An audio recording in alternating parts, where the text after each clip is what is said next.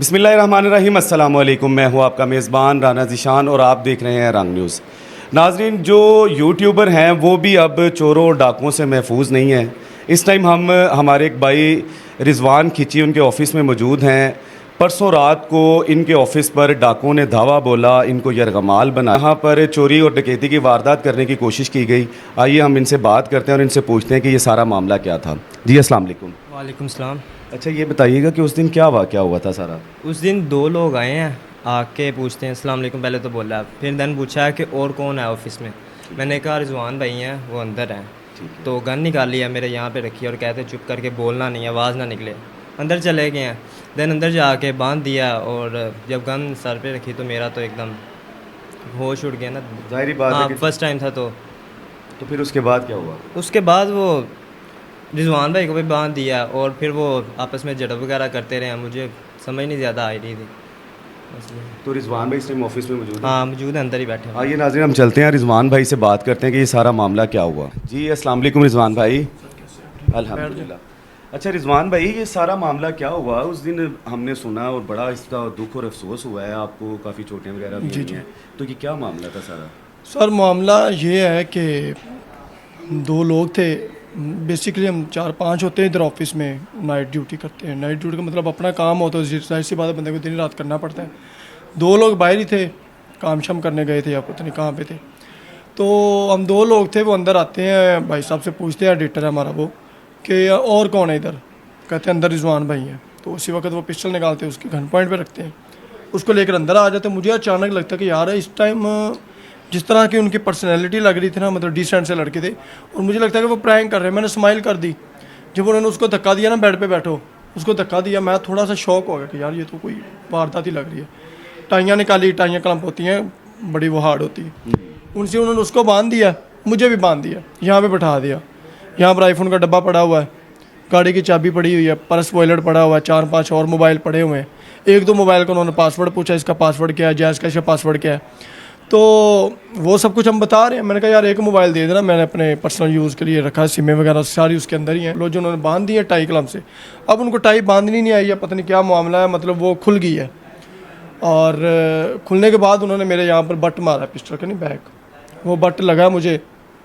और फिर उन्होंने मुझे मतलब दो टाइयों से एक टांग पे बांधा, फिर उन्होंने पीछे यूँ कर दिया। अच्छा रिजवान भाई, थोड़ा सा ये बताइएगा कि जब वो आए, को क्या लग रहा था कि कोई वो प्रोफेशनल चोर हैं या फिर कोई आपके साथ ही स्पेशली वारदात करने? देखें, वो मुझे लगता है कि वो मेरे साथ स्पेशली आए हुए थे, क्योंकि प्रोफेशनल चोर सवालात नहीं करते होते हैं। उनका काम होता है कि वो सामान को उठाएं, ATM कार्ड का पूछें, कोड पूछें, गाड़ी चाबी थी नंबर पूछें और निकल जाएं।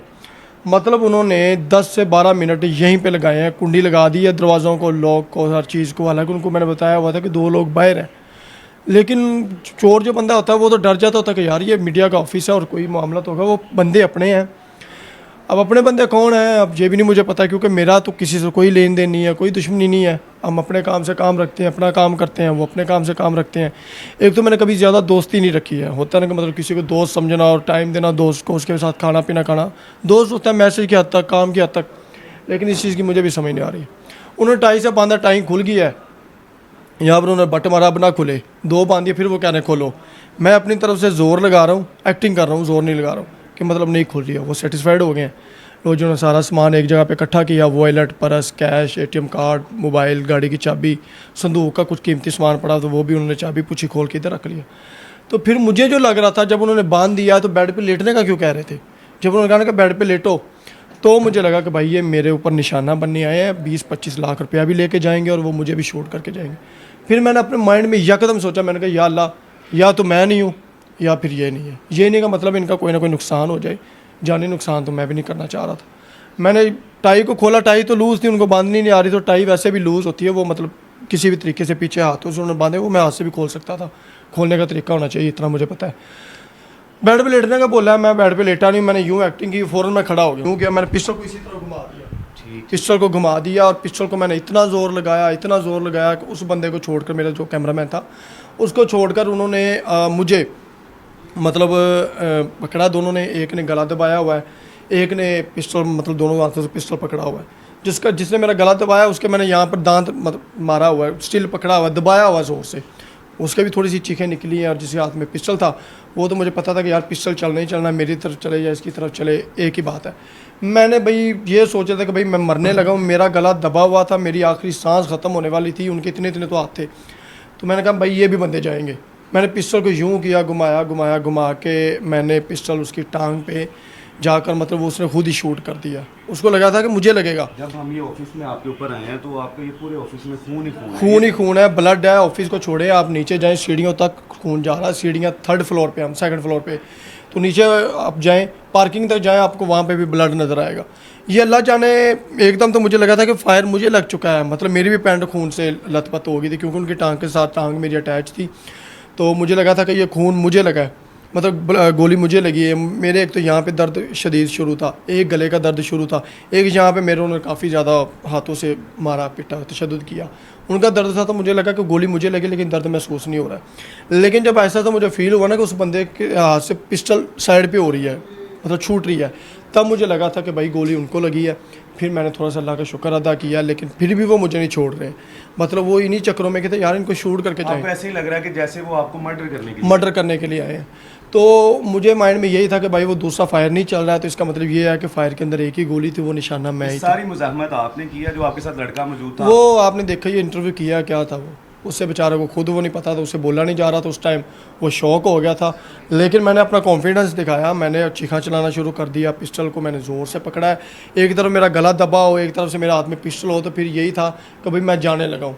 लेकिन अल्लाह का शुक्र है, माँ की दुआएं साथ हैं, माँ की खिदमत करता हूँ, उनकी दुआओं की वजह से अल्लाह ताला असल में आपकी कोई नेकी आपके काम आई है कि जो आज आप हमारे सामने खड़े हैं। अल्हम्दुलिल्लाह अल्लाह का शुक्र है, नेकियां मैं वो करता होता हूँ जो किसी को दिखाया ना। नहीं, हम आपको यूट्यूब पे आपकी वीडियोस देखते हैं, माशाल्लाह आप बहुत ज़्यादा इंसानियत की खिदमत भी करते हैं। जी। तो ये मुझे कोई लगता है कि आपकी नेकी काम आई है। हाँ जी, यूट्यूब पर मैं ऐसा कुछ भी नहीं करता होता हूँ, मतलब टिकटॉक स्टेटस आपने देखा होगा, वहीं पर मैं मतलब जो मुखैर हजरात होते हैं, जो ज़रूरतमंद होते हैं, सफ़ेद पोश होते हैं, उनकी मैं एक अपनी माँ की दुआओं से और उनके मशवरे से मैं मदद करता रहता हूँ।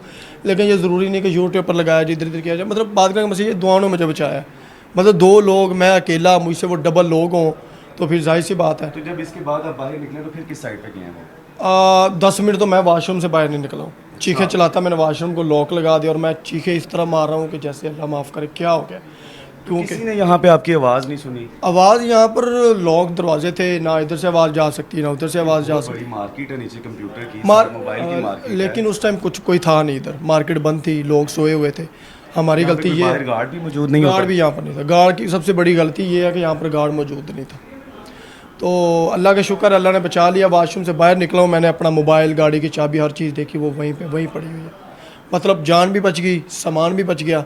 लेकिन अब मैंने अपने साथ एक सिक्योरिटी एहलकार रखा हुआ है, ताकि अभी इन दिनों में मुझे ख़तरा है, उनका भी इस्तेमाल करूं पुलिस की मदद से, और मैं पुलिस की भी मदद लूं कि इस बंदे को इस मुकाम पर लाया जाए।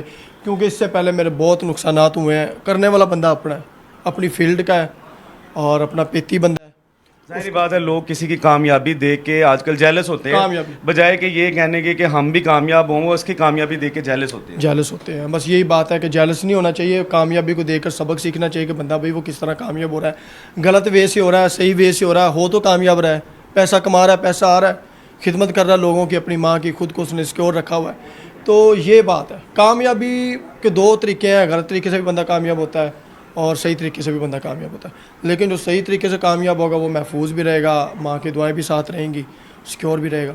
जो बंदा गलत तरीके से कामयाब होगा वो आज नहीं तो कल, कल नहीं तो परसों, ख़त्म, कहानी ख़त्म। तो पुलिस वाले आपसे तामुन कर रहे हैं? अल्लाह का शुक्र है, कॉल की 5 मिनट के अंदर डॉल्फिन पुलिस आ गई, पंजाब पुलिस आ गई, इसके अलावा SHO तक आया।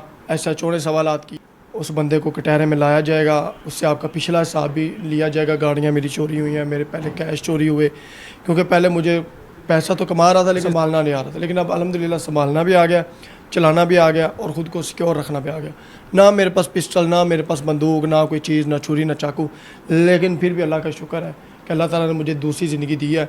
मैं तो ये सोच कर सब कुछ दे रहा था कि भाई सामान तो जा रहा है, लेकिन मैंने भी चले जाना। आप जो दूसरे यूट्यूबर्स हैं जो काम कर रहे हैं, जो लोग कामयाबी की सीढ़ियाँ चढ़ रहे हैं, आप उनको क्या पैगाम देना चाहेंगे? उनको पैगाम दे यही दूंगा कि पैसा इस तरह कमाए कि किसी दुश्मन को पता ना चले कि आप पैसा कमा रहे हैं। अपने आप को इतना गरीब महसूस करवाओ कि आपके घर में 2 टाइम का खाना हो, साथ वाले भी 2 टाइम का खाना आपके तो असल से खा रहे हो। कोई बंदा आपको सड़क पे नज़र आता है चल रहा है, उसको सड़क पार करवाएं, उसकी जेब में तलाशी ले कि उसकी जेब में कुछ है या नहीं है, उसकी जेब में 100 रुपया डालें ताकि उसको पता भी ना चले, खाना खिलाएं गरीबों को, माँ की खिदमत करें, माँ की दुआएं साथ लें, दुश्मनों से बचें, बुरी नज़रों से बचें, और इंशाल्लाह आप महफूज रहेंगे जब माँ की दुआएं। और अल्लाह ताला तो 70 माओं जितना प्यार करता है, तो सोचे एक अल्लाह अपने इंसान को कितना महफूज में रखता है। नमाज़ पढ़ा करे, अल्लाह ताला की खिदमत किया करे, तो हर कोई बंदा रिजवान बन सकता है। नाज़रीन, ये हमारे साथ रिजवान खिची साहब मौजूद थे जिन्होंने बड़ी बहादुरी के साथ डाकुओं का मुकाबला किया, और हम इनको इस पे मुबारकबाद भी पेश करते हैं कि अल्लाह पाक ने इनको इस इतने बड़े सानहे से महफूज रखा।